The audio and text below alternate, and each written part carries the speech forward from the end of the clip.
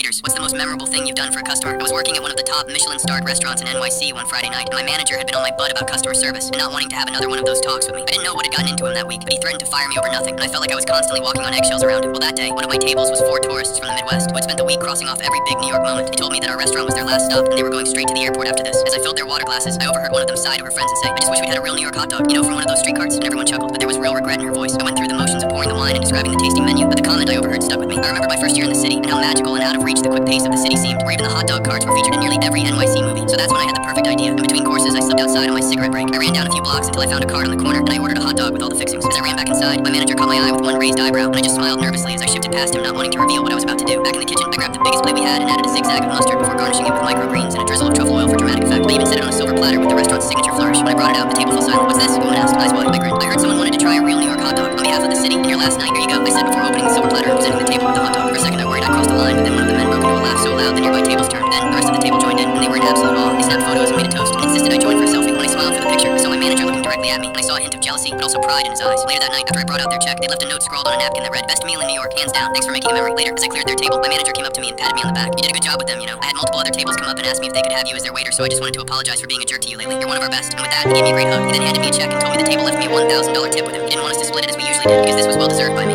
Waiter.